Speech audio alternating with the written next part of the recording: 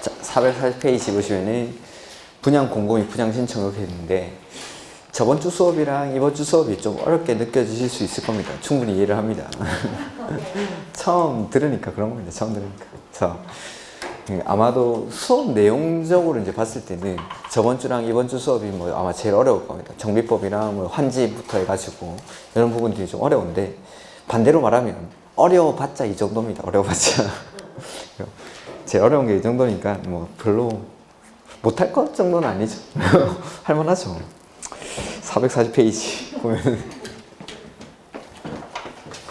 자, 사업 시행 계획 인가 고시받고 나서 시행자가 정해지고 나면 그 시행자가 사업 시행 계획을 작성을 하고 이 작성한 사업 시행 계획에 대해서 인가받고 고시를 합니다.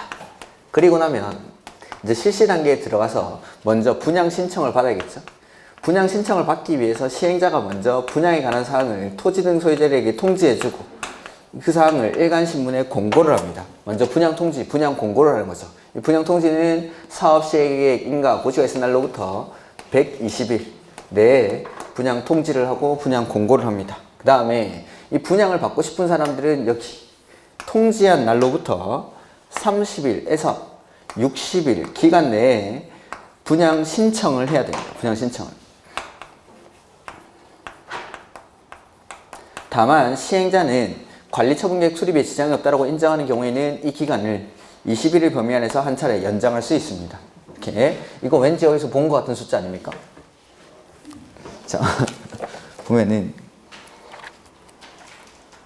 304페이지 보시면은 입체한지 되고 있죠. 6번에 그 옆에 입체한지를 내가 가만히 있으면 줍니까? 신청해야 줍니까? 그래서 305페이지 가로 3번에 보면은 입체한지 신청기가 그 위에서 먼저 보면은 입체한지를 하려고 하면은 먼저 신청을 받아야 되기 때문에 시행자가 토지 소유자들에게 입체한지에 관한 사항을 통지하고 공고를 합니다. 그러면은 입체한지를 받고 싶은 사람은 통지한 날로부터 역시 30일에서 60일 기간 안에 입체한지를 신청해야 되죠. 다만 환지계획 수립에 지장이 없다고 인정하는 경우에는 21일 범위 안에서 한 차례 연장할 수 있다라는 거. 그래서 입체한지 신청 기간이랑 분양 신청하는 기간이 똑같습니다. 이렇게. 자, 이 분양 신청을 받아보니까 분양 신청을 하는 사람이 있고 분양 신청을 안 하는 사람이 있다라는 거죠. 이 분양 신청을 안 하는 사람에는 처음부터 안 하는 사람, 했다가 철회하는 사람, 그 다음에 분양 신청을 할 수 없는 사람, 그 다음에 분양 신청 대상에서 제외되는 사람, 이런 사람들이 있습니다. 그 다음에 분양 신청 받은 사람들. 분양 신청을 하면 이 분양 신청 받은 현황을 기초로 해서 만드는 계획이 바로 관리 처분 계획이라는 계획입니다. 그래서 이 관리 처분 계획을 분양 신청을 받고 나서 그걸 가지고 만든 다음에 관리 처분 계획에 따라 사업을 시행한 후 공사가 완료되면 소유권 이전을 해줍니다. 즉 관리 처분 계획이라는 건 나중에 이 소유권 이전을 하기 위해서 권리 변동에 관한 사항을 정해놓은 계획이 관리 처분 계획. 해서 이거대로 사업을 해서 나중에 소유권 이전을 해주는 거죠. 이렇게. 자, 환지라는 거, 개발법에서 배웠던 환지라는 건 토지를 토지로 바꿔주는 방식이고 관리처분 계획은 정비사업은 권리를 권리로 바꿔주는 방식입니다. 그래서 사업을 똑같이 합니다. 환지 방식이랑 관리처분 계획이. 자, 우리 환지계획 작성할 때 기준이 있었죠? 환지계획 작성할 때 기준이 위지면 토수리 환경 중에서 자, 관리처분 계획에서는 위치, 지목, 면적, 토질, 수리, 이용 상황, 환경 중에서 면적, 이용 상황, 환경 요게 관리처분 계획 수립의 기준입니다. 면적, 이용 상황, 환경. 그 다음 관리처분 계획의 내용이 있는데 환지 계획의 내용 어떻게 배웠죠? 설계, 새거, 헝거, 비용, 입체한지 그대로 한번 써보죠. 첫 번째 설계입니다. 설계. 근데 환지에서는 환지 설계라면 여기는 분양하는 거니까 분양 설계. 이 분양 설계가 바로 동호수 추첨한 겁니다. 분양 설계. 그 다음에 요거는 환지 계획이 없던 건데 분양 대상자별 분양 대상자의 주소 내지는 성명, 분양 대상자의 주소 내지는 성명. 세 번째 새거 나와야겠죠. 새거. 새거가 분양 대상자별 분양 예정인 대지나 건축물의 추산액 그러니까 새로 짓는 아파트의 분양가입니다. 분양가. 그 다음에 네 번째 헌거 나와야겠죠? 분양 대상자별 종전 토지나 건축물의 가격인데 이 종전 토지나 건축물의 가격 정비 사업을 하는 기간 동안에 지금 음마 아파트 뭐 이런 것들 가격이 변동하고 있습니까? 계속 고정이 돼 있습니까? 변동하고 있죠. 그러면은 그거의 기준 시점을 잡아줘야 된다라는 거죠. 종전 아파트 가격 평가할 때 그 기준 시점이 사업, 시행, 계획, 인가, 고시가 있은 날을 기준으로 한 종전 토지의 가격이나 건축물의 가격을 평가합니다. 그 다음에 종전가에는 소유권 말고 뭐까지 표시해야 되죠? 권리. 그래서 우리가 환지 계획에서도 필지별, 권리별로 된 청산 대상 토지 명세 이렇게 했죠? 여기도 종전, 토지나 건축물의 소유권 외의 권리 명세가 들어갑니다. 그 다음에 비용이 나와있죠. 비용. 이게 보류지 명세. 그 다음에 일곱 번째는 정비사업비. 요 두 가지를 크게는 비용으로 보면 되겠죠. 정비사업비.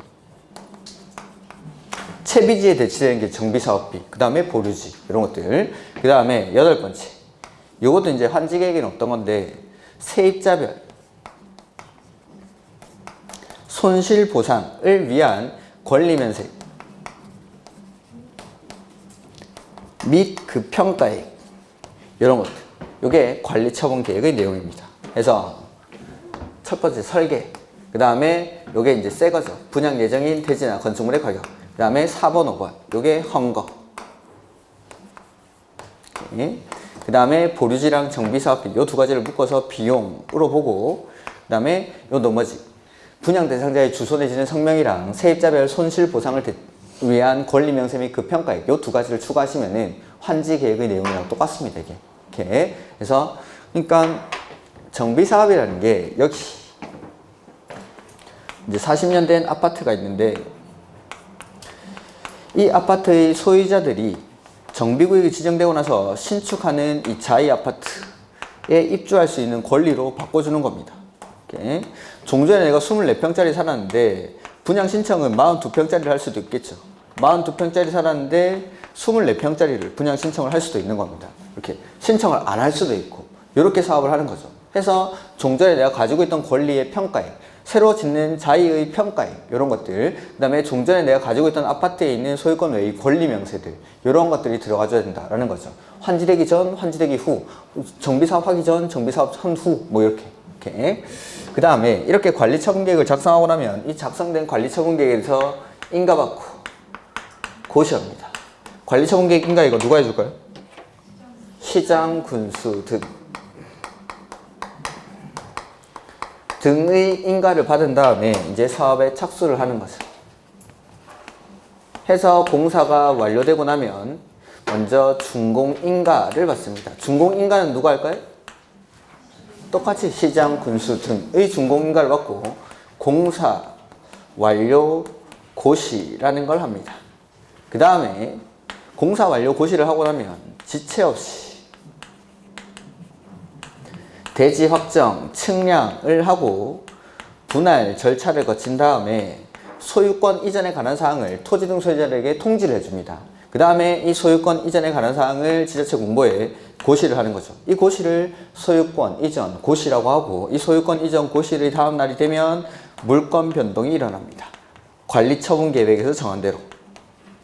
그래서 관리처분계획에서 분양 설계를 하죠. 101동 801호를 누구에게 주겠다라고 분양 설계를 해놓은 겁니다. 그러면 내가 101동 801호의 소유자가 되는 시점은 소유권 이전 고시의 다음 날이 되면 즉시 소유권을 취득을 하게 되는 거죠. 법률 규정에 의한 물권 변동이니까 등기를 안 해도 되겠죠. 다만 제3자에게 대항하기 위해서 등기를 합니다. 그 다음에 여기 보니까 더 받은 사람 있죠. 덜 받은 사람 있죠. 안 받은 사람 있죠. 뭐 해야 됩니까?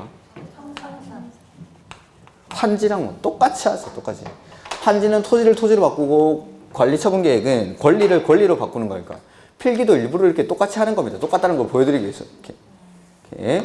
이게 관리처분계획입니다. 그 다음 여기 신청을 안 한 사람들, 분양 신청을 안 한 사람들에 대해서는 관리처분계획 인가 고시가 있은 날의 다음 날부터 다음 날부터 90일 내에 손실보상에 관한 협의를 시작합니다. 이렇게 이 사람들은 현금 청산하고 내보내겠다라는 거죠. 여기에. 자, 여기까지 한번 보자. 440페이지. 사업 시행자는 거기 밑줄 사업 시행 계획 인가 고시가 있은 날부터 120일 동그라미. 440페이지. 다음의 사항을 토지 등 소유자들에게 통지하고, 이게 분양 통지고, 분양이 대상이 되는 대지 또는 건축물 내역 등 대통령령으로 정한 사항을 해당 지역에 발간되는 일간신문의 밑줄 공고. 이 공고와 분양 공고. 다만 토지 등 소유자가 시행할 수 있는 사업이 뭐죠? 재개발 사업. 토지 등 소유자 1인이 시행하는 재개발 사업은 그러하지 않는다. 이런 거 할 필요가 없다는 거죠. 혼자 하는데 그런 거 할 필요가 없겠죠. 그 다음에 분양 신청. 공고한 날입니까? 통지한 날입니까? 통지한 날부터 며칠이죠? 30일에서 60일 기간으로 한다. 다만 사업 시행자는 관리처분 계획 수립에 지장이 없다고 판단하는 경우에는 21일 범위 내에서 한 차례 연장할 수 있다라는 거. 그 다음에 이제 새로 짓는 아파트 받고 싶은 사람들은 그 기간 안에 분양 신청을 하면 되겠죠. 그 다음에 사업 시행자는 분양 신청 기간 종료 후 사업 시행 계획 인가의 변경으로 세대수 또는 주택 규모가 달라지는 경우 분양 공고 등의 절차를 다시 거칠 수 있다. 그러니까 처음에는 내가 원하는 평수라든지 내가 원하는 규모의 주택이 없어서 분양 신청을 포기를 했는데 사업 시행 계획을 변경하는 과정에서 내가 원하는 평수의 세대수가 많이 늘어났습니다. 분양 신청을 해도 받을 수 있겠는 거죠. 그럴 때는 분양을 포기했던 사람들한테 다시 분양을 신청할 수 있게 해줍니다. 이렇게. 그래서 4번. 사업 시행자는 정관 등으로 정하거나 총회 의결을 거친 경우 가로 3. 다시 분양 공고를 하고 다시 분양 통지를 한다라고 했죠? 다시 재분양 공고, 재분양 신청을 할 때에는 분양 신청을 하지 아니한 자 내지는 철회한 자 등에게 다시 분양 신청을 할 수 있게 해주겠다라는 거죠. 가로 4번이. 그 다음에 5번. 투기과열지구 밑줄의 정비사업에서 관리처분계획에 따라 분양 대상자 및 그 세대에 속한 자는 분양 대상자 선정일부터 5년 동그라미 이내에는 투기과열지구에서 분양 신청을 할 수 없다라는 거.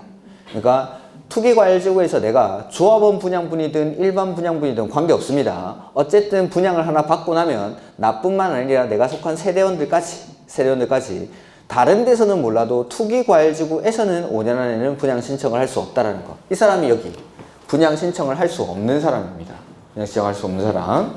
그 다음에 그 밑에 분양 신청을 하지 아니한 자 등에 대한 조치라고 해서 사업 시행자는 관리처분 계획이 인가 고시된 다음 날부터 90일 이내. 이 날이죠? 관리처분 계획 인가 고시된 다음 날부터 90일 이내. 이런 사람들과 손실보상에 관한 협의를 한다라는 겁니다. 이렇게. 다만 사업 시행자는 분양 신청 기간이 종료일의 다음 날부터 협의를 시작할 수 있다 해서 그런 사람들 여기 분양 신청 안 한 사람, 했다가 철회한 사람, 분양 신청을 할 수 없는 사람, 그 다음에 관리처분 계획에서 분양 신청 대상에서 제외된 사람들, 이런 사람들이랑은 관리처분 계획 인가 고시된, 거기 쭉 밑줄 하면 되겠죠. 맨 위에 줄에 관리처분 계획 인가 고시된 다음 날부터 90일 이내에 손실보상에 관한 협의를 해야 된다라는 거. 그 다음에 가로 2번에 사업 시행자는 90일 안에 손실보상에 관한 협의를 해야 되는데 이 기간 안에 협의가 이루어지지 않죠. 그러면은 그 기간의 만료일의 다음 날부터 60일 안에 수용 재결을 신청하거나 매도 청구 소송을 제기합니다.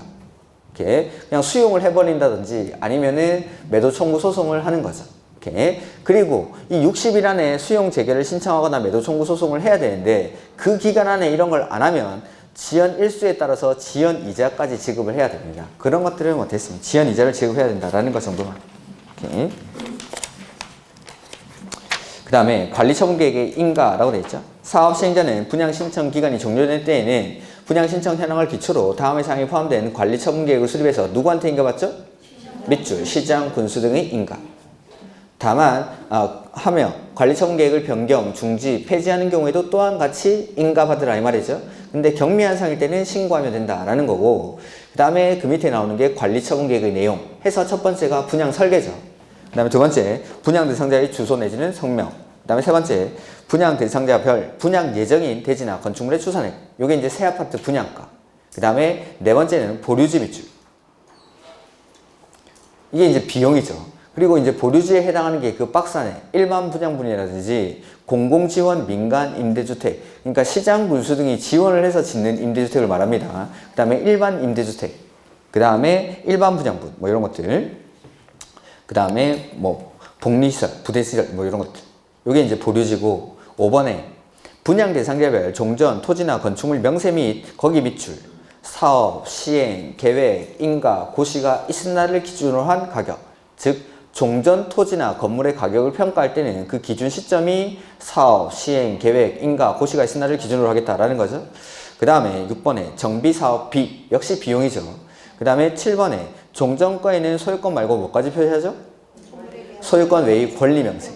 권리명세. 그 다음에 8번째가 세입자별 손실보상을 위한 권리명세 및 그 평가액. 이러한 것들이 관리처분계획의 내용이다라는 거죠. 이렇게. 그 다음에 뭐 경미한 사항은 됐고, 재산 또는 권리평가 방법인데, 정비사업의 위 1의 3, 5, 6, 8. 이게 뭐냐면 요거. 제가 돈 표시해 놓은 거. 새 아파트 분양가. 그 다음에 종전에 내가 가지고 있던 토지나 건축물의 가격. 그 다음에 세입자별 손실보상을 위한 권리명세 및 그 평가액. 이런 것들. 이러한 것들, 관리처분계획 안에 돈에 관한 사항들을 평가할 때는 당연히 감정평가업자가 평가한 가격을 산술평균합니다. 근데 그 감정평가업자를 선정하는 방법이 약간 다릅니다. 그래서 개선사업이나 재개발사업의 경우에는 시장, 군수 등이 선정 계약한 2인 이상의 감정평가업자가 평가한 가격을 산술평균하는데, 재건축 사업은 사익적인 측면이 훨씬 더 강한 사업인데 시장 군수가 무조건 추천하면 안 되겠죠. 그래서 시장, 군수 등이 선정 계약한 1인 이상의 감정평가업자랑 조합이 총회에서 선정 계약한 1인 이상의 감정평가업자가 평가한 가격을 산술평균합니다. 물론 재개발 사업도 시장 군수가 다 추천하고 그러진 않습니다. 실제로는 한 3명 정도의 감정평가업자가 들어갑니다. 시행자가 1명, 시장 군수가 1명, 조합이 1명, 이 정도가 들어가는 게 원칙인데 법에서는 이렇게 돼 있다라는, 법에서는 이렇게. 그래서 보면 1번에 감정평가 법인 등 중 다음의 구분에 따른 감정평가 법인 등이 평가한 금액을 밑줄 산술평균. 다만 관리처분계획을 변경, 중지, 폐지하려는 경우 분양 예정 대상인 대지 또는 건축물의 초산액. 요게 이제 새 아파트 가격이죠. 또는 또 그다음에 종전 토지 또는 건축물의 가격. 그러니까 새 아파트 분양가랑 종전에 내가 가지고 있던 아파트의 가격. 요거는 사업 시행자 및 토지 등 소유자 전원의 합의 밑줄. 그러니까 토지 등 소유자 전원의 합의로 하는 게 아니죠. 시행자와 토지 등 소유자 전원의 합의로 산정할 수 있습니다. 새 아파트 분양가랑 종전 아파트 가격. 이렇게 사업 시행자도 들어가야 됩니다. 그 다음에 그 감정평가 법인 등을 선정하는 방법이 주관경 개선 사업이나 재개발 사업 밑줄 하시고, 시장 군수가 선정 계약한 2인 이상. 근데 재건축 사업은 시장 군수 등이 1명, 조합이 1명.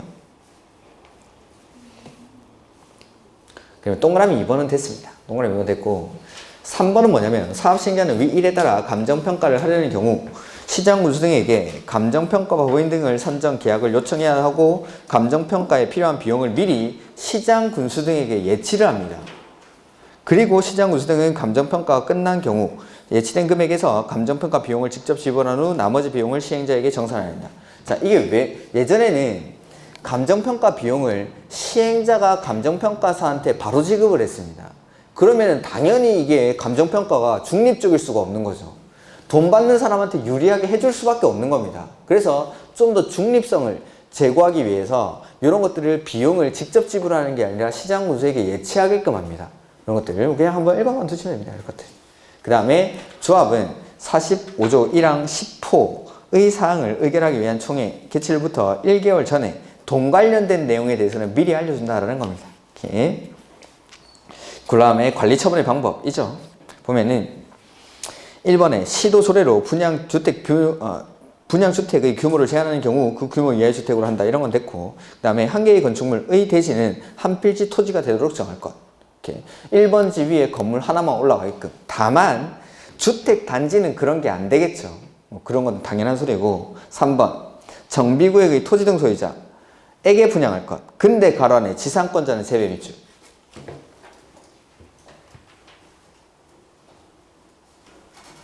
지상권자는 세배. 그러니까 박스 위에 볼까요? 관리처분 방법으로 시행하는 밑줄 주거환경 개선 사업이랑 재개발 사업. 의 경우 관리처분은 다음의 방법에 따른다 라고 했는데 3번에 정비구역의 토지 등 소유자에게 지급을 하죠. 분양을 하는데 누구는 제외합니까? 지상권자는 토지 등 소유자입니까? 아닙니까? 아니긴 또 뭐가 아닙니까? 재개발이나 기여요. 그렇죠. 저건 뭐 사투리 쓰는 것도 아니구만. 주거환경 개선 사업이나 재개발 사업에서는 토지 소유자, 건물 소유자, 지상권자 다 토지 등 소유자에 해당하죠. 근데 지상권자, 토지 등 소유자는 맞지만 분양 대상에서는 제외하겠다는 겁니다. 즉 이 사람들은 토지 등 소유자는 맞지만 관리처분 계획상 분양 신청 대상에서 제외되는 사람, 현금 청산하고 내보내겠다라는 거죠. 이렇게.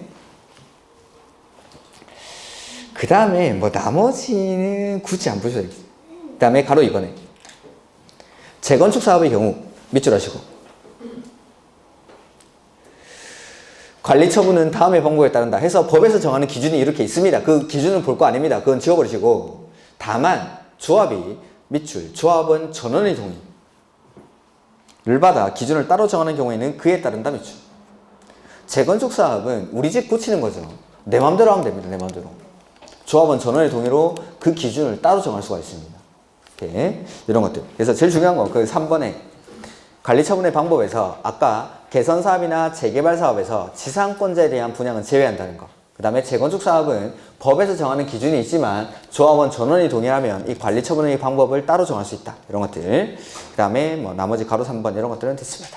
그 다음에 관리처분 계획 인가 시기의 조정인데 자 사업 시행 계획 인가 이거 누가 하죠? 시장, 군수 등. 관리처분 계획 인가는 시장, 군수 등이 하는 거죠. 근데 이 시기에 사업 시행 계획 인가나 관리처분 계획 인가를 하게 되면 사업이 너무 몰릴 것 같습니다. 그럴 때는 이 시기를 조정하도록 요청할 수 있습니다. 시장, 군수 등보다 위에 있는 사람이 누구죠?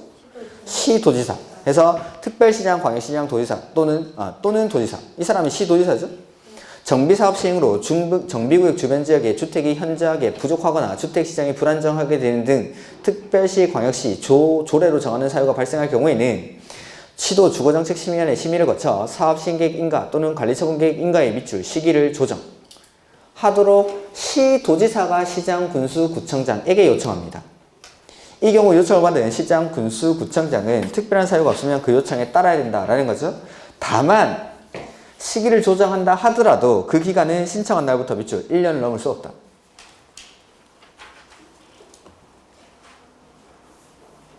이렇게. 그래서 시장, 군수 등이 인가를 내주니까 그거보다 위에 있는 시도지사가 지금 하지 말고 조금 이따가 해 라고 할 수 있다라는 거죠. 그렇다 하더라도 신청한 날부터 1년을 넘을 수가 없다라는 거. 그 다음에 특별자치시장, 특별자치도지사는 지가 직접 하면 된다 이 말입니다. 따로 볼 필요 없고. 그 다음에 관리처분계획 수립 기준 보시면은 1번에 종전, 토지 또는 건축물의 면적, 이용 상황, 환경 밑줄. 환지계획은 위지면 토수리 환경, 관리처분계획은 면, 리, 환. 사항을 종합적으로 고려해서 대지 또는 건축물이 균형있게 분양 신청자에게 배분되고 합리적으로 이용되도록 한다. 2번, 3번은 뭐냐면 더 줄 수 있고 덜 줄 수 있고 안 줄 수 있고 그겁니다.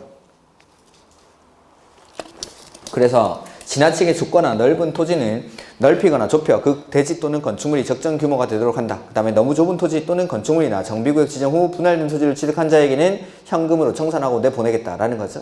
더 줄 수 있고 더 줄 수 있고 안 줄 수 있고. 이렇게. 그 다음에 4번 재해 또는 위생상 위해를 방지하기 위해서 토지 규모를 조정할 특별한 필요가 있는 때에는 너무 좁은 토지는 넓혀 토지에 가름하여 보상하거나 건축물의 일부와 그 건축물에 있는 공유 지분을 교부할 수 있다. 뭐 이런 것들. 그 다음에 분양 설계, 요거 분양 설계. 동호수 추첨하는 거라고 했죠? 요거는 분양 신청 기간이 만료되는 날을 기준으로 분양 설계를 합니다.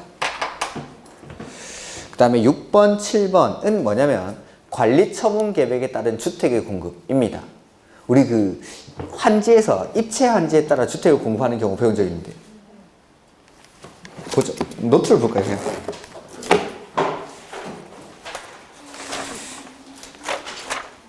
(27페이지에) 노트에 맨 위에 참고표 해가지고 오른쪽에 보면은 입체 환지에 따른 주택의 공급이라고 되어 있죠. 자, 입체한지에 따라 주택을 공급하려고 합니다. 원칙 몇 개 주죠? 한 개. 1주택 공급이 원칙. 그래서 한 명이 여러 개 가지고 있어도 하나 주고 여러 명이 하나를 공유하고 있어도 한 개 주는 게 원칙인데 예외적으로 소유한 주택의 수만큼 공급하는 경우가 있었죠. 그래서 수도권의 과밀 억제권역에 위치하지 아니한 도시개발구역의 토지 소유자. 두 번째는 근로자 숙소나 기숙사 용도. 세 번째는 공공시행자. 한테는 가진 것만큼 줍니다. 요게 입체환지에 따른 주택의 공급. 그 다음에 여기는 관리처분계획에 따라서 주택을 공급하는 경우입니다. 자, 입체한지에서는 예외가 소유한 주택의 수만큼 공급하는 경우밖에 없었죠. 근데 여기는 예외가 좀 많습니다. 보면은 6번이 원칙입니다. 6번이 1세대 또는 한 명이 하나 이상의 주택 또는 토지를 소유한 경우에는 몇 개 주죠? 1주택 몇 주? 그 다음에 같은 세대에 속하지 않는 2명 이상의 1주택 또는 1토지를 공유한 경우에 몇 개 주죠? 1주택. 그래서 원칙은 1주택 공급이 원칙. 똑같죠? 그래서 한 명이 여러 개 가지고 있어도 하나 주고 여러 명이 하나를 공유하고 있어도 한 개 주는 게 원칙인데 7번 원칙에도 불구하고 다음의 경우에는 다음의 각 방법에 따라 주택을 공급할 수 있다 라고 해서 기읍 요거는 몇 개 준다가 아니고 시도 조례로 정하는 바에 따라 공급을 하는데 2명 이상이 밑줄 하나의 뭘 공유하고 있죠? 토지 동그라미 2명 이상이 하나의 토지를 공유하고 있을 때에는 거기 저 뒤에 시도 조례로 정하는 바에 따라 주택을 공급 그 다음에 니은 토지 소유자에게는 밑줄 소유한 주택의 수만큼 요거는 방금 봤던 거랑 똑같습니다. 그리고 관리처분계획에 따라 주택을 공급하는 경우에 3개 이상 다주택을 공급하는 경우가 있습니다. 요거는 재건축 사업에만 존재합니다. 그러니까 재건축 사업은 사익을 추구하는 사업인데 5개 가진 사람한테 하나만 받아 3개 가진 사람한테 하나만 받아 하면은 사유재산을 침해하는 결과가 발생하겠죠. 그래서 3개 이상 다주택을 주는 건 재건축 사업에만. 그래서 소유한 주택을 수만큼 주는 경우도 재건축 사업입니다. 첫 번째, 수도권의 과밀 억제권역에 위치하지 아니한 무슨 사업이죠? 재건축 사업. 다만 투기가해지구나 조정대상 지역은 제외합니다. 제외하면 몇 개 주죠? 한 개, 원칙대로. 두 번째는 근로자 숙소, 기숙사 용도. 그 다음에 세 번째는 국가, 지자체, 주공. 역시 공공이죠? 요거는 가진 것만큼. 그래서 수도권의 과밀 억제권역에 위치하지 아니한 도시개발구역의 재건축 사업. 근데 투기가해지구나 조정대상 지역은 제외하고 그 다음에 근로자 숙소, 기숙사 용도 그 다음에 세 번째가 공공시행자 한테는 국가, 지자체, 주공 이런 사람들은 가진 것만큼 그 다음에 디귿 요거는 1+1이라고 부르는 겁니다. 신문지 같은 데 보면은 1+1 이렇게 나옵니다. 한 개를 주고 한 개를 더 주겠다라는 겁니다. 이게 작년에 되게 이제 뉴스에 많이 났던 건데 자 어떨 때 쓰냐면은 조합원들에게 최대한 많은 물량을 주기 위해서 쓰는 겁니다. 이건 분양가 상한제 같은 게 적용이 되는 거죠. 그러면은 일반 분양분에 대해서 분양가를 일정 금액 이상을 받을 수가 없는 겁니다. 그러면은 손실이 발생하겠죠. 일반 분양이 늘어나면 늘어날수록 손해보는 겁니다. 그래서 최대한 조합원들에게 물량을 몰아주는 거죠. 그래서 조합원들에게 한 개 주고 한 개를 더 줍니다. 이걸 1+1, 2주택 공급하는 겁니다. 2주택 공급. 이렇게. 그래서 일반 분양이 늘어나면은 손해볼 때, 그때 조합원들에게 최대한 많은 물량을 주기 위해서 쓰는 방법입니다. 보면은 사업시행계획인가 고시가 있으나를 기준으로 한 가격의 범위 또는 종전주택의 주거전용 면적의 범위에서 밑줄 2주택을 공급할 수 있고 그중 1주택은 면적의 밑줄 60제곱미터 이하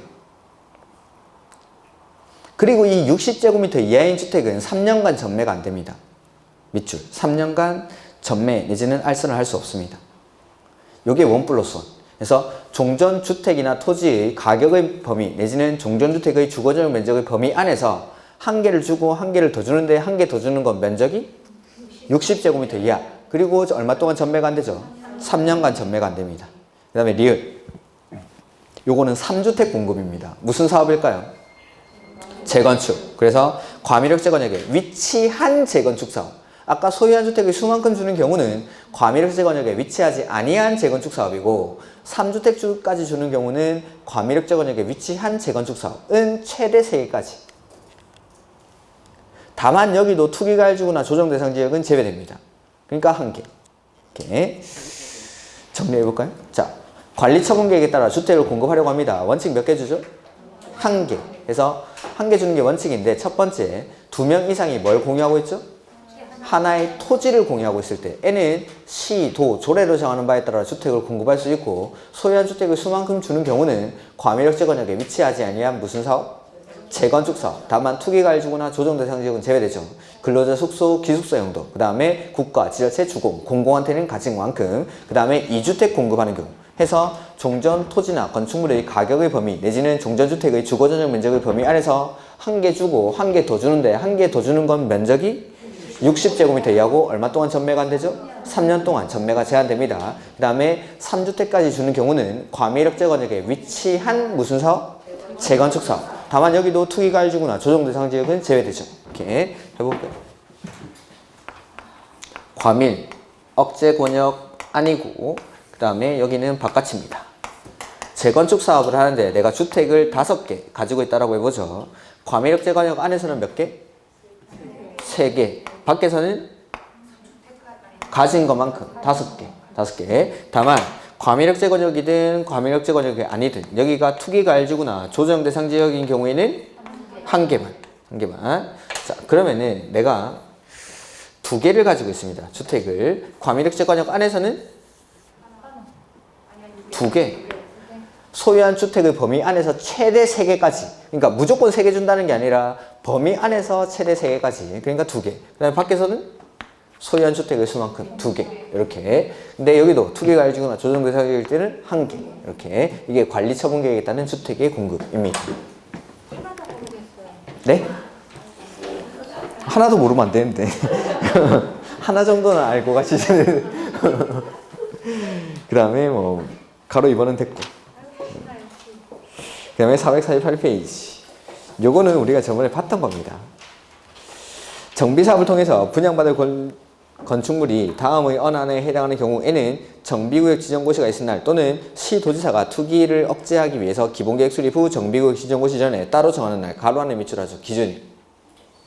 의 다음 날을 기준으로 건축물 분양받을 권리를 산정한다 해서 그 박스 옆에다가 소유자 수가 증가하는 경우 이렇게 써두죠. 야, 한번 보지 않았습니까? 또 보여드려야지.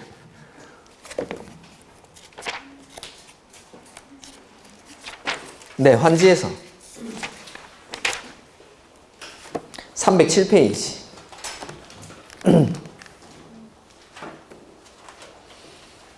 307페이지 중간에 있는 박스 옆에 뭐라고 써놓지 않았습니까?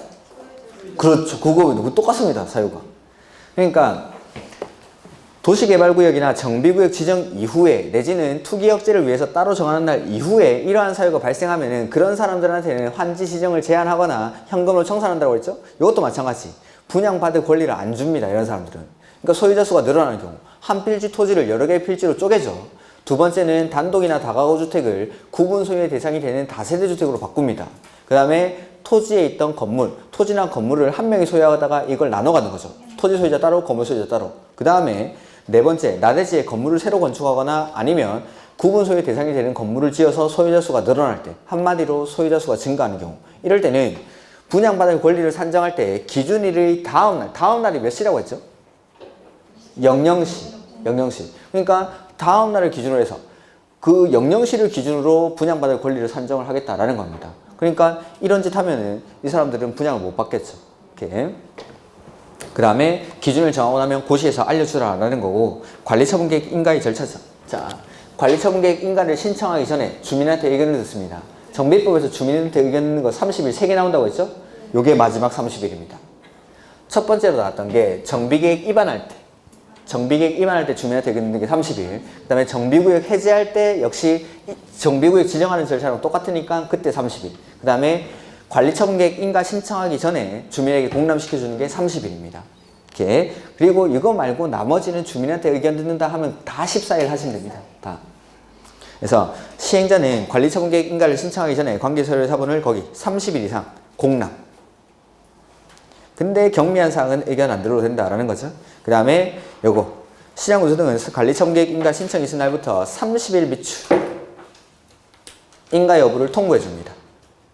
그러니까 인가 신청하기 전에 30일 이상 주민한테 의견 듣고 인가 신청을 하면 시장구조 등은 30일 안에 결과 통보를 해줘. 인가 여부를 통보를 해주는데 다만 관리처분계획의 타당성 검증을 요청하는 경우에는 60일 안에 인가 여부를 결정할 수 있다라는 거. 타당성 검증은 바로 밑에 나오죠. 우리 저번 주에 공사비 검증이라는 게 있었는데 이 공사비가 갑자기 늘어나면 늘어난 공사비가 타당한지에 대해서 검증을 요청할 수 있습니다. 이것도 마찬가지입니다. 돈 늘어나는 돈. 자, 보면은 1번에 그 타당성 검증 요청 보면은 동그라미 박스 안에 1번 보죠. 74조 1항 6호에 따른 정비사업비가 이렇게 써놓으면 아무도 모르겠죠. 네. 사업시행계획 인가, 사업시행계획서에 있는 사업비 기준으로 해서 그 사업비 기준으로 관리처분계획에서 사업비가 10% 이상 늘어나는 겁니다. 사업시행계획서에 있던 사업비가 있는데 그거 기준으로 10% 이상 늘어나면 관리처분계획에서 그때는 그 늘어난 사업비가 타당한지에 대해서 관리처분계획의 타당성 검증을 요청하겠다라는 겁니다. 이렇게.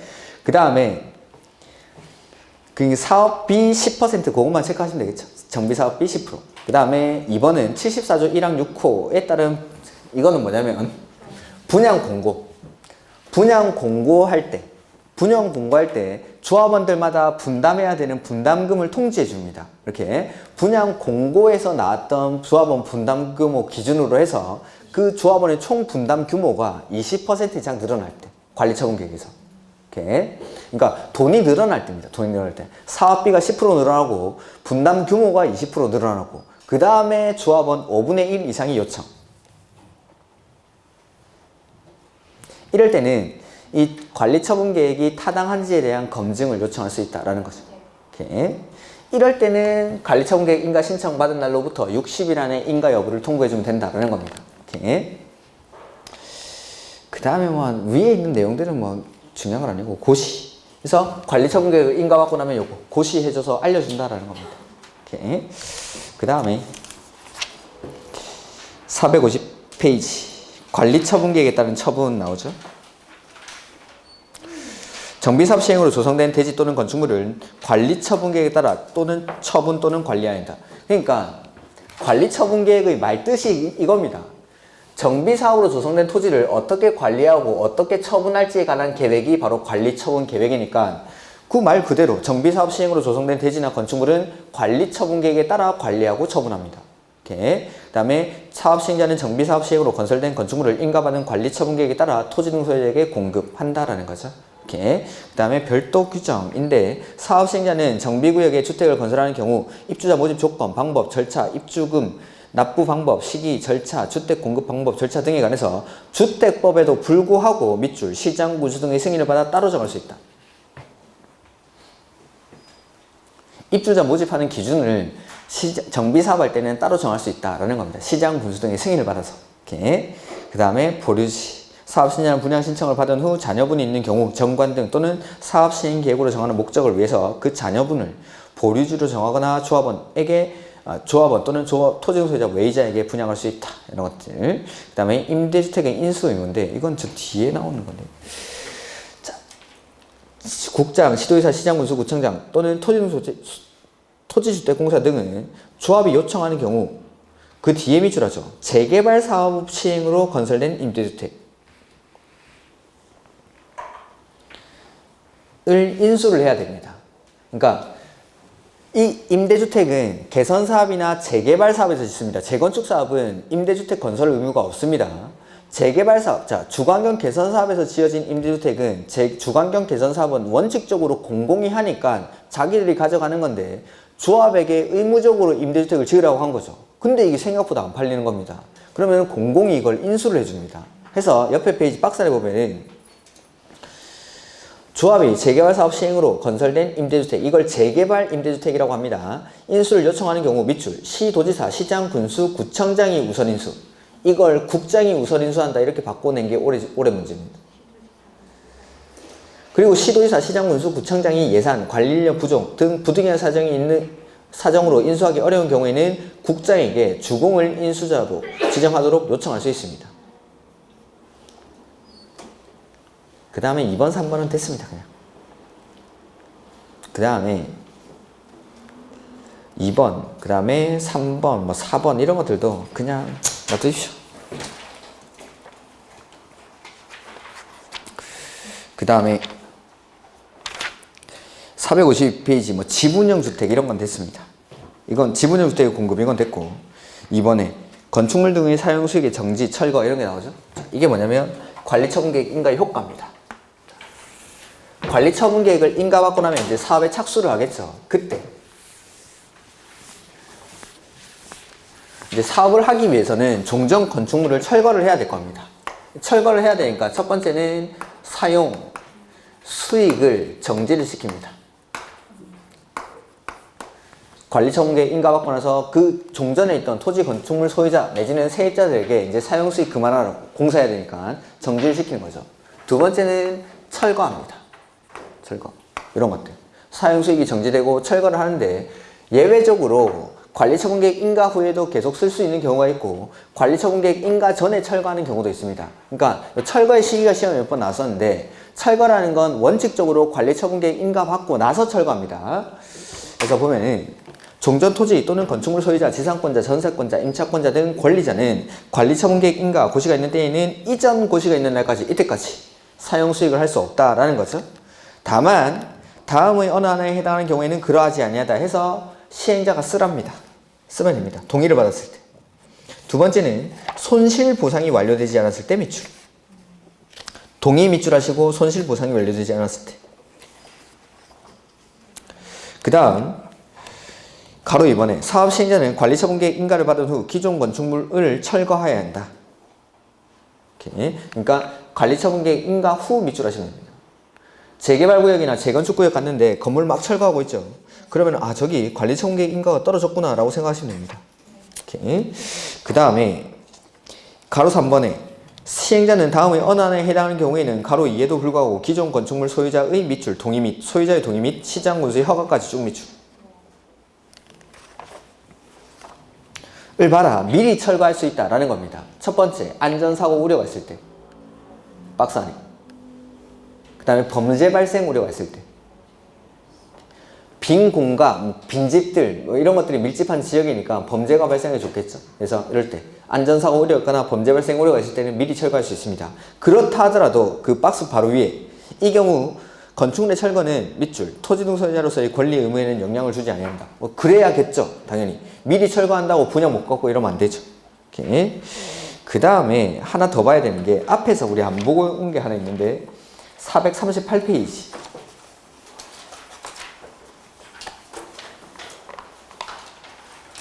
거기 보면 지상권 등 계약의 해지라고 돼 있죠. 438페이지. 자, 이제 관리처분 계획 인가받고 고시하고 나서 사업을 착수를 하죠. 그러면 여기서 이제 건물을 철거를 해야 되니까 기존에 세탁소, 슈퍼마켓, 중국집, 치킨집 하던 사람들한테 사용 수익을 정지시키고 철거하겠습니다 라고 하는 겁니다. 그럼 이 사람들 이제 어떻게 해야 됩니까? 나가야죠. 이 사람들 나갈 때 그냥 나갑니까? 돈 받고 나갑니까? 그렇죠. 돈 받아야겠죠. 이주비를 받는 게 아니라 일단 이 사람들 세입자들이죠. 전세금, 보증금 받고 나가죠. 이주비는 그 다음 문제고. 전세금, 보증금 받고 나가야죠. 그러니까 자, 세 번째, 지상권 등 계약의 해지가 나오는데 이게 용익권자의 권리 보호입니다. 이 비슷한 게 환지에서도 한번 나왔었는데, 자, 내가 환지되기 전에는 500제곱미터의 토지를 사용하고 있었던 거죠. 근데 환지를 받고 보니까, 내지는 환지 예정지를 지정받고 보니까 면적이 250제곱미터밖에 안 됩니다. 그러면 여기 이 토지에 있던 A라는 임차권자는 환지 예정지로 가서 처음 하는 말이 뭐였죠? 와 좁다 했죠? 와 좁다? 와 좁다 하면서 첫 번째로 행사하는 권리가? 그렇죠. 임대료 증감 청구권. 와 좁다가 시험에 나오는 건 아닙니다. 와 좁다의 효과로서 임대료 증감 청구권이 발생하죠. 그 다음 나는 500제곱미터가 꼭 필요한 사람입니다. 그럴 때는 계약을 해지할 수 있죠. 이 계약 해지에 따른 손실보상은 누구한테 청구하죠? 시행자한테. 원래는 누가 해야 되는데? 소유자가. 좀 집주인 이런 거 하지 말고 소유자에게. 소유자가. 그러니까 소유자가 갚아줘야 되는 걸 시행자가 대신 갚아줬으니까 시행자는 소유자한테 뭘 행사할 수 있습니까? 구상권. 이게 와 좁다의 효과였죠. 여기서는 여기서 세탁소, 슈퍼마켓, 피자집, 중국집 하던 사람들 이제 나갈 때 돈 달라고 하는 겁니다. 여기서는 와 좁다. 여기서는 돈 줘? 하면 돈 줘. 돈조의 효과로서 첫 번째, 이제 더 이상 내가 사용 수익을 할 수가 없죠. 그러니까 계약을 해지합니다. 와 좁다와의 차이점은 뭐냐면 여기서는 임대료 증감 청구권이 발생을 할까요? 안 할까요? 안 하죠. 사용 수익을 못 하니까. 임대료 증감 청구권이라는 건 계속 내가 250제곱미터를 사용할 때 나오는 권리인데 여기서는 더 이상 사용 수익을 할 수 없기 때문에 임대료 증감 청구권이 발생할 수 없는 겁니다. 이제 나머지 내용은 똑같습니다. 계약 해지하니까 이제 더 이상 내가 사용 수익 할 수 없으니까 나갈 때 돈 달라고 해야겠어. 전세금, 보증금과 같은 금전, 반환, 청구권 이거 누구한테 행사하면 될까요? 시행자한테 행사합니다. 시행자한테. 원래 누가 줘야 되는데? 소유자가. 그러니까 시행자는 소유자한테 뭘 행사할까요? 구상권을 행사하면 되겠죠. 똑같죠. 임대료 증감 청구권이 있고 없고의 차이입니다. 그 다음에 자, 이 사람들 세탁소 하는 사람들, 슈퍼마켓 하는 사람들은 뭐 주임법, 상임법 상에 최소 임대차 보증 기간 같은 보호를 받을 수 있겠죠. 근데 여기서는 그 기간 주장할 수 있을까요? 없죠. 철거하는데. 해서 그 민법, 주임법, 상임법 상의 계약 기간에 관한 규정을 적용하지 않습니다. 다른 규정은 다 적용을 합니다. 그러니까 금전 반환 청구권을 행사할 수 있겠죠. 근데 기간에 관한 규정은 적용하지 않는다라는 거. 이게 돈조의 효과입니다. 와 좁다. 환지에서는 와 좁다. 여기서는 돈조 이렇게. 그래서 1번 계약의 해지가 나오죠. 정비사업 시행으로 지상권, 전세권 또는 임차권의 설정 목적을 달성할 수 없는 때에는 그 권리자는 밑줄 계약을 해지할 수 있다. 가로 2번에 계약 해지하는 자가 가지는 금전 반환 청구권은 누구한테 행사합니까? 시행자한테. 원래는 누가 줘야 되는데? 소유자가. 그래서 시행자는 소유자한테 뭘 행사하죠? 구상권을 행사할 수 있고 구상이 안 되면 가로 2번에 압류도 할 수 있습니다. 압류를 하면 저당권과 같은 효력을 가진다라는 거고 그 다음 계약 기간 규정의 적용 배제라고 되어 있죠. 그래서 관리청구계획 인가를 받은 경우 지상권, 전세권 설정 계약 또는 임대차 계약의 계약 기간 밑줄. 계약 기간. 지금 438페이지 보고 있죠? 438페이지. 계약 기간에 관한 규정이 바로 뒤에 있는 민법 280조, 281조, 312조, 주임법 4조 1항 뭐 등등등입니다. 이 기간에 관한 규정을 적용하지 않겠다라는 거. 이렇게. 요게 돈조의 효과입니다. 돈조의 효과. 그래서 환지에서는 와 좁다. 여기서는 돈조. 이렇게. 그 다음 455페이지. 뭐 시공 보증 이런 거 안 보셔도 됩니다. 자, 공사가 완료되고 나면 이제 준공인가 받고 공사 완료 고시하고 소유권 이전 해주겠죠. 요 절차입니다. 455페이지. 시장군수 등이 아닌 사업 시행자가 정비사업의 공사를 완료한 때에는 대통령령으로 정하는 방법과 절차에 따라 밑줄 시장군수 등의 준공인가. 그 다음에 준공인가를 받으려면 신청서를 제출을 해야 되고 다만 사업 시행자가 밑줄 토지주택공사 인 경우로서 한국토지주택공사법에 따라 따로 준공인가를 받은 겁니다. 다른 법에서. 그럴 때는 시장 군수한테는 준공인가를 안 받아도 됩니다. 대신에 처리 결과는 알려줍니다. 이렇게.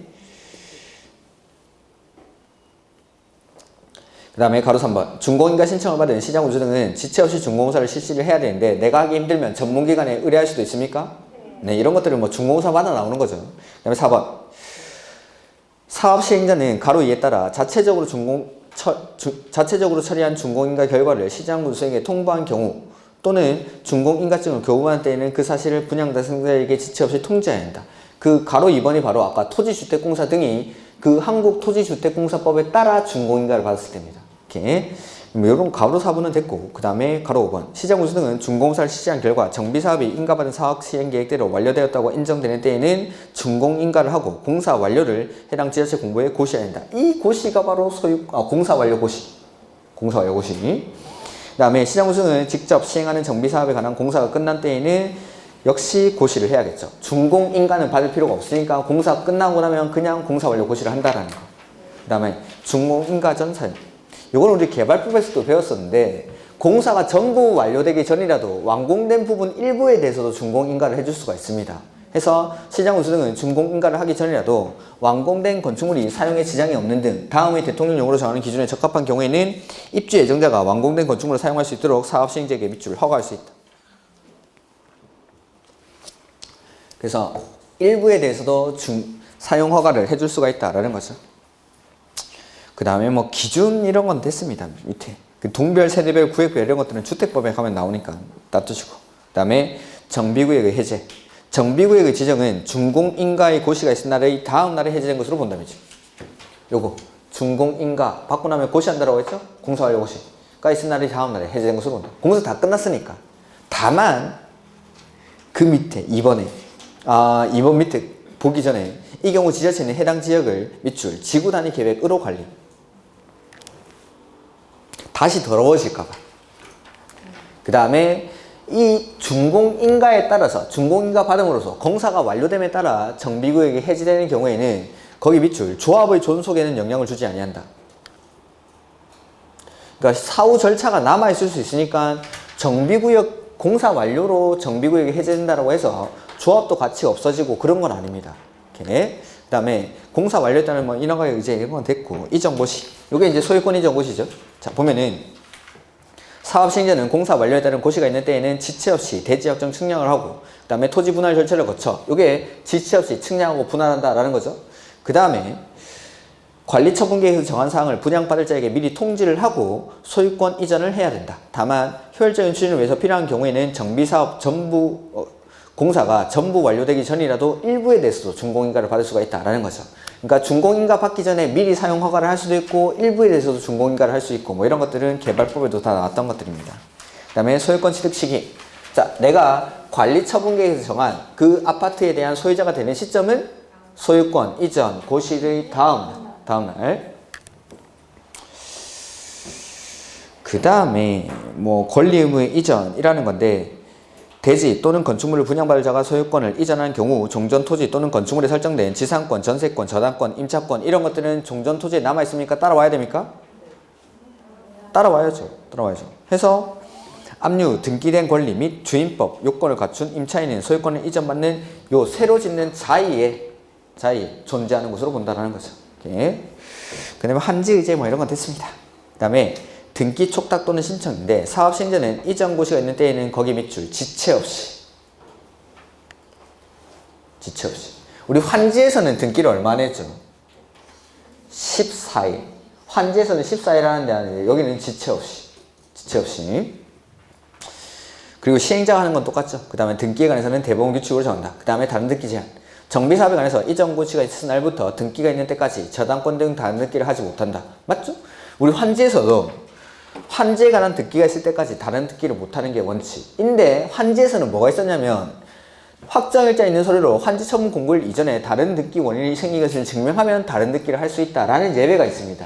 근데 여기는 없죠 그런 게. 왜냐하면 이건 지체 없이 하니까 다른 등기가 끼어들 여지가 없다라고 생각하시면 돼요. 지체 없이 하니까. 이렇게. 그래서 환지에서는 예외가 있었는데 여기는 예외도 없습니다. 환지에서는 이 등기가 14일이었습니다. 궁금하신 분들은 그 환지를 펴보면 되겠죠, 노트에.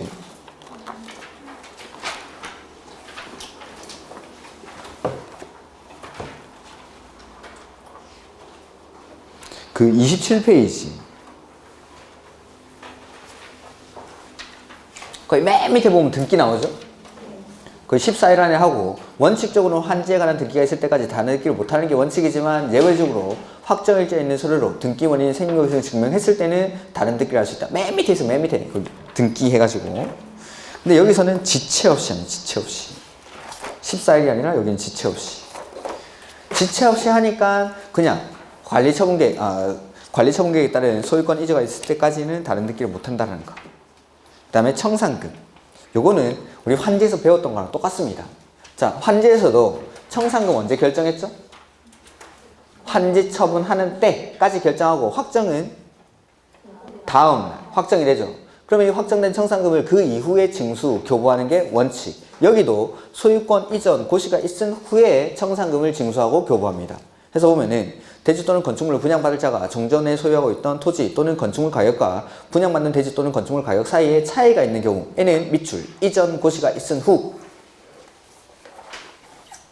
그 차액에 상당하는 금액을 분양받을 자로부터 징수하거나 지급해야 한다. 그 다음 이제 밑에는 제목만 보면 되는 거죠. 청산금은 분할 징수, 분할 교부할 수 있습니까? 네. 그게 세 번째 줄. 분할 징수하거나 분할 지급할 수 있다. 관리처분 계획 인가일 이후부터 소유권 이전 고시가 있을 때까지 분할해서 징수할 수 있고 분할해서 교부할 수 있습니다. 그 다음에 가로 3번 뭐 이런 것들은 위지면 토수의 환경 이런 것들 참작해서 평가하라는 거고 가로 큰 2번 징수 방법. 청산금 이거 안 내죠. 그럼 어떻게 하죠? 강제징수하죠. 강제징수. 안 받으면 어떻게 해야 되죠? 공탁하고. 소멸시효는 분할징수. 분할교부할 수 있고 안 내면 강제징수하고 안 받으면 공탁하고 소멸시효는 5년. 똑같습니다. 이거는.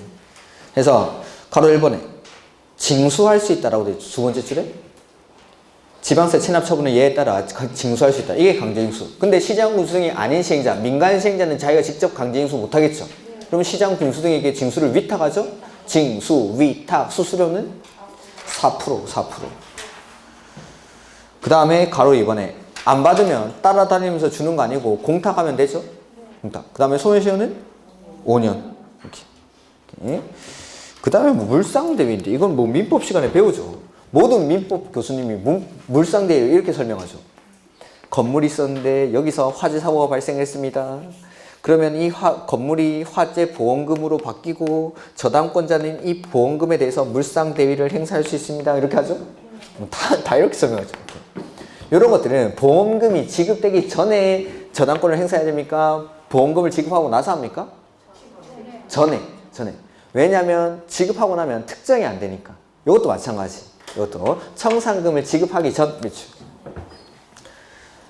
담보물건이라는 건 특정이 돼야 됩니다. 그 물건에 대해서 저당, 교환 가치를 이렇게 지배하고 있는 거죠. 그러니까 특정이 돼야 되는데 청산금을 지급해버리면은 그 사람의 일반 재산이랑 혼동이 되면서 이게 특정이 안 되기 때문에 그때는 물상대를 할 수가 없어. 요까지입니다. 그러니까 대부분은 환지랑 비슷한데 약간씩 차이가 나는 거죠. 그런 것들 위주로 해가지고 좀 정리를 하시면 됩니다. 그래서 관리처분계획에 따른 뭐 주택의 공급이라든지 그 사업의 절차들 이런 것들을 좀 정리하시면 되겠죠. 정비법은 여기까지만. 뒤에 거는 안 보셔도 좋습니다. 다음 주에는 이제 건축법부터 하도록 하겠습니다. 건축법. 그래서 저번 주, 이번 주 수업이 조금 내용이 어려운데 이제 건축법부터는 그냥 외우면 되죠, 이런 거. 그냥 외우면 됩니다, 이런 거. 그래서 다음 주부터는 이제 조금 내용이 뭐 가벼우니까 편하게 들으시면 됩니다. 자, 오늘 수고 많으셨고 다음 주에 뵙도록 하겠습니다. 수고하셨습니다.